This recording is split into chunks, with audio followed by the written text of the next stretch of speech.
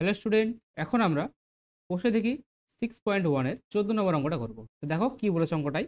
বলেছে বার্ষিক চক্রবৃদ্ধি সুদের হার যদি প্রথম বছর 7% এবং দ্বিতীয় বছর 8% হয়, তবে 6,000 টাকার 2 বছরের চক্রবৃদ্ধি সুদ হিসাব করে লিখি। দেখো এই অঙ্কটা এর আগের মতো না। এখানে দেখো এই যে সুদের হারটা দেখো দুবার বলা আছে, কিন্তু এর আগের অঙ্ক প্রদান ছিল একবার। তাহলে আমরা কি সেই একই সূত্রে করতে পারবো অঙ্কটা? না, আমরা একই সূত্রে অঙ্কটা করতে পারবো না। ওই একই সূত্রই থাকবে, জাস্ট একটু মডিফাই করতে হবে। তো দেখো সূত্রটা কি হয়। আগে আমরা লিখতাম সমূল চক্রবৃদ্ধি মান হচ্ছে P into 1 plus R by 100, তার মাথায় এন। এনটা হচ্ছে সময়। এবার ধরে নাও এন এর মান দেওয়া থাকতো 2 বছর, 3 বছর, 4 বছর। আমি তোমাকে বললাম যে এন এর মানটা যদি 2 হয়, তখন আমরা কি করতাম? P into 1 plus R by 100 তার স্কোয়ার করতাম, তাই তো? দিয়ে আমরা এই লাইনটাকে এভাবে লিখতে পারতাম তো, P into 1 plus R by 100 into 1 plus R by 100 আমরা এইভাবে করতে পারতাম। এই যে 2 ছিল সেজন্য কি করতাম, আমরা এই দুটো তো ভেঙে নিতাম, এখানে 1 আর এখানে 1। কিন্তু এখানে দেখো আমরা আর এর মানটাকে চেঞ্জ করতাম না, কারণ ওই যে 2 বছর পরপর 2 বছর কি 3 বছরের ক্ষেত্রে যে প্রথম বছর যেই সুদ দিত, দ্বিতীয় বছর সেম সুদ থাকতো, তৃতীয় বছরও সেম সুদ থাকতো। কিন্তু এখানে দেখো প্রথম বছর আর দ্বিতীয় বছর দেখো আলাদা আলাদা সুদ। সেক্ষেত্রে সূত্রটা কি হবে? এই ক্ষেত্রে যখন প্রথম বছর দ্বিতীয় বছর আলাদা আলাদা সুদ থাকবে, তখন সূত্রটা কি হবে? তখন সূত্র হবে এরকম, সমূল চক্রবৃদ্ধি সমান পি ইন্টু 1 প্লাস, তাহলে এই প্রথম বছরের ক্ষেত্রে চক্রবৃদ্ধি যেহেতু আলাদা, সুদের হারটা আলাদা, তাই কি হবে R1 বাই 100 ইন্টু, দেখো দ্বিতীয় বছর মানে ঠিক তার পরের বছর। দ্বিতীয় বছর বলতে 2 বছর না, প্রথম বছর। আমি যদি ধরেও নিই প্রথম বছর যদি 2023 হয়, তাহলে দ্বিতীয় বছর মানে কি 2024, তাহলে 2024 তো একটাই বছর, তো দ্বিতীয় বছর মানে 1 বছরই, মানে ঠিক তার পরের বছরটা। তাহলে কি হবে 1 প্লাস R2 বাই 100। এবার দেখো এটা প্রথম বছর মানে প্রথম 1 বছর, তাই মাথায় এখানে কিছু নেই মানে কত থাকবে? 1 থাকবে।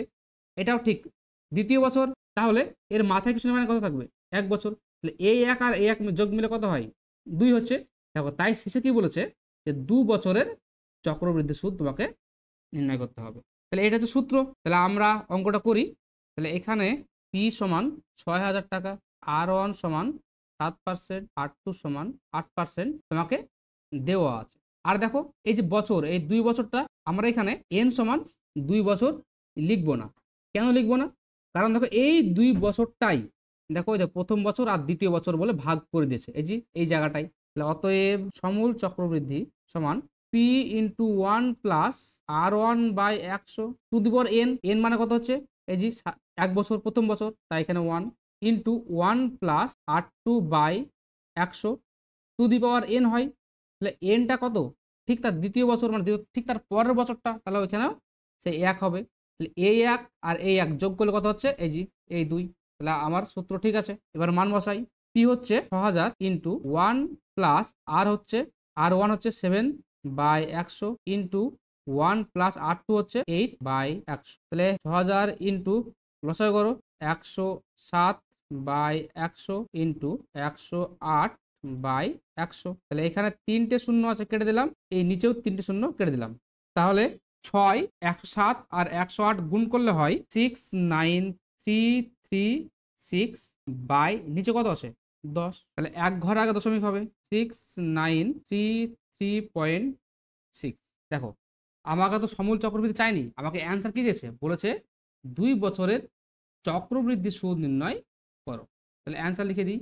অতএব 2 বছরের চক্রবৃদ্ধি সুদ সমান, তাহলে এই সমূল চক্রবৃদ্ধি থেকে আসলটাকে বাদ দিয়ে দেবো, 699336 মাইনাস 6,000। আসলটা বাদ, তাহলে সুদ পড়ে থাকবে। সুদ কত হবে তাহলে বিয়োগ করলে? 933.60 টাকা। 15 নম্বর অঙ্কটাও সেম একই রকম ভাবে। তোমরা যদি 14 নম্বর অঙ্কটা বুঝে থাকো, তাহলে তোমরা নিজে থেকে এই অঙ্কটা করো। যদি না হয় তারপরে তোমরা আবার অঙ্কটা দেখো। এখানে কি বলেছে?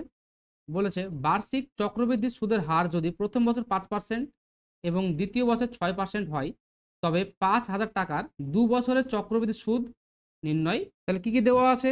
এখানে পি সমান 5,000 টাকা, R1 সমান 5%, R2 সমান 6%, আর এই বছরটা দেওয়া আছে কত বছর, এন এর মানে দেওয়া আছে 2 বছর। এই 2 বছরটা ভাগ হয়েছে কি করে, এই যে 5% জন্য 1 বছর আর 6% জন্য 1 বছর। তাহলে আমরা করি, অতএব সমূল চক্রবৃদ্ধি সূত্র হচ্ছে P into 1 plus R1 by 100 to the power N.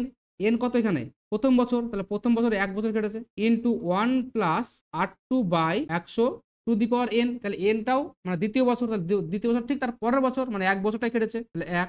এই 1 আর এই 1 যোগ করলে দেখো 2 আসছে। এবার মান বসাই, পি হচ্ছে 5000 ইন্টু 1 প্লাস 1 হচ্ছে 5 বাই 100 ইন্টু 1 প্লাস R2 হচ্ছে 6 by 100, 5000 into 105 by 100 into 106 by 100। তাহলে এই 3টে শূন্য কেটে গেল আর নিচে 3টে শূন্য কেটে গেল। তাহলে উপরে পড়ে থাকবে 5, 105 আর 106 যদি গুণ করা হয় তাহলে হয় 55650 বাই নিচে থাকবে 10। তাহলে এই শূন্য শূন্য কেটে গেল, তাহলে থাকছে পড়ে 5565। এটা কি আসলো, এটা হলো আমার সমূল চক্রবৃদ্ধি। আমাকে অ্যান্সার দিয়েছে শুধুমাত্র চক্রবৃদ্ধি সুদ। তাহলে আমরা লিখে দিই অ্যান্সার, অতএব 2 বছরের চক্রবৃদ্ধি সুদ সমান 5565 থেকে 5000 টাকা বাদ, তাহলে হবে অ্যান্সার 565 টাকা। আজকের ভিডিও এখানেই শেষ করছি। ভিডিওটি ভালো লাগলে চ্যানেলটিকে সাবস্ক্রাইব করে দিও এবং ভিডিওতে লাইক দিয়ে দিও এবং সাথে সাথে তোমরা এই ভিডিওটাকে শেয়ার করে দিও। ধন্যবাদ।